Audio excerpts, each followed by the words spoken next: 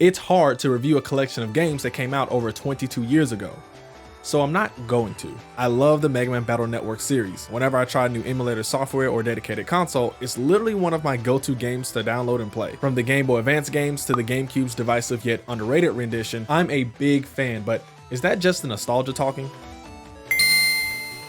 Hello world and all who inhabit it, it is I, the Great Saiyaran, and when I heard that a Mega Man Battle Network Legacy Collection was releasing, it immediately became one of my most anticipated titles of 2023. It was announced over a year ago at a Nintendo Direct that many people didn't like, but I absolutely loved. These games were exclusive to the Game Boy Advance starting in 2001 and running to 2006, meaning they had just 5 years on the market to take over the world. Being announced at a Direct also made sense because I see the Nintendo Switch as a modern day Game Boy with the same charm and classics. There's a huge library of pixel art games that other consoles just aren't touching, but that's a topic for another video. This video's topic is about Megans. Mega Man Battle Network Legacy Collection is a collection of 10 games from the series of the same name. Though there's only 6 entries, it's 10 games because 3 through 6 were dual releases similar to how Pokemon still releases today. My favorite out of all of them is Mega Man Battle Network 6, cybeast falzar, and cybeast gregar. These were the ones I played the most often, probably about 6 or more times between original hardware and software emulation. All of the games are good, but if I had to recommend the best, I'd say 3, 5, and 6 are your top choices. These games are the best examples of what the series is, and though 1, 2, and 4 aren't bad,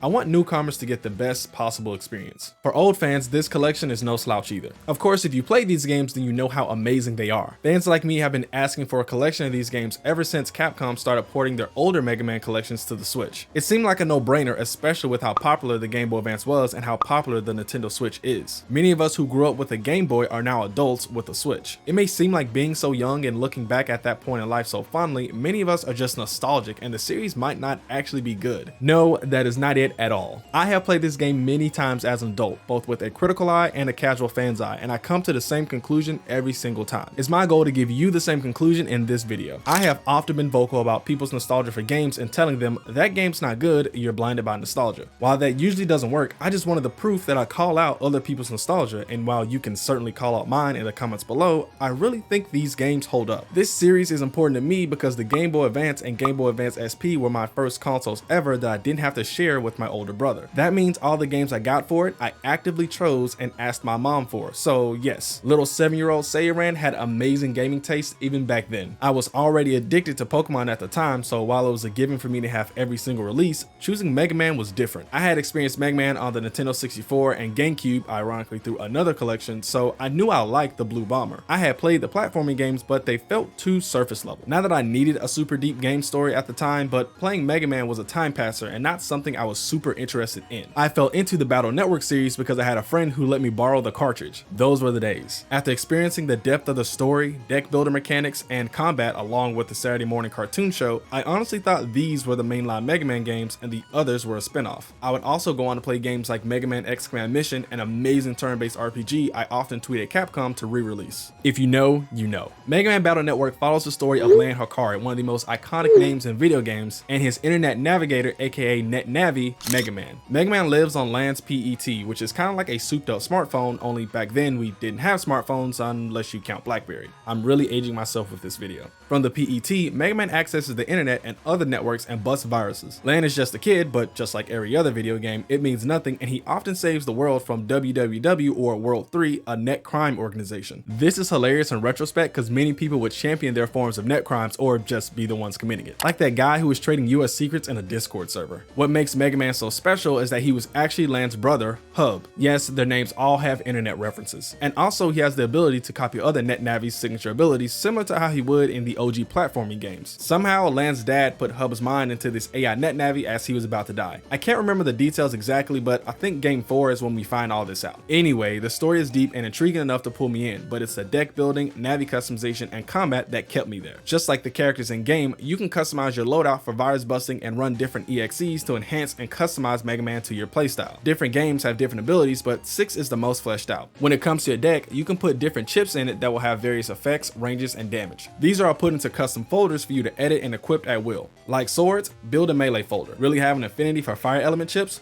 build a folder for that. There's a bunch of different ways to customize combat, from Mega Man's Buster to the chips he mainly uses to do damage. The mechanics of Soul Cross is cool too. Specific navis in the story will allow you to Soul Cross and gain their abilities. For instance, with Heatman, I can Soul Cross and now have a fire affinity. Fire element chips now do big damage, and my Buster becomes a flamethrower when charged, but now I take 2 times damage to water. This can also build on whatever other mechanic the specific game you're playing incorporates. It's a really cool way to pay homage to Mega Man's original story and powers, but also give the combat a unique twist. There's also an ATB system in these games. You draw chips about every 10 seconds, and depending on how you built your folder, you can play for damage, recover, zone, or if you have the right combinations, you can fuse chips together and do a program advance. This was really cool back in the day and encouraged me to build a deck with the right chips so I could basically summon the most powerful tools to one-shot enemies with. The faster you kill enemies, the more rewards you get. There's even more depth, strategy, and customization when you hop online and matchmake, a feature Capcom added to this collection specifically. You could always play locally against friends, but the online matchmaking functionality is completely new. The community has been keeping online play alive for years, and I'm so glad Capcom added this feature for them. I hopped into a casual public match and got obliterated by someone who had 3 times as much health as me and an amazing deck. So I'm really excited to see some tournaments come from this. Speaking of features, let's talk about this collection as a whole. There's a lot of fan service, but also things you'd enjoy as a newcomer. I already mentioned the online matchmaking, which again is huge, but there's also the interactive Mega Man who changes his greeting depending on what time of day it is, or the filter that switches between an upscale version of the game and its original resolution. There was actually effort put into this collection, and I appreciate it, unlike the Mario 3D All-Stars collection from a few years ago. Patch cards were specific to the Japanese versions of these games, and they even added those in too. Patch cards mostly grant positive effects that modify Mega Man's performance in some way, like extra health or giving you specific cards in battle. There are some that come with a negative side effect though. It's just cool to once again customize how you play through these games. The games have aged pretty well, so I haven't noticed any quality of life changes, just small things like changing the names of certain enemies and stuff like that. If Capcom's gonna do anything, they're gonna make sure that their past titles are available for modern consoles and audiences, and we should applaud them for that. If more companies care this much about the preservation of their own games, the space will be so much better as a whole. I don't care that they're charging me for them, I just want easy access to them. Honestly, for $60, this is a great value.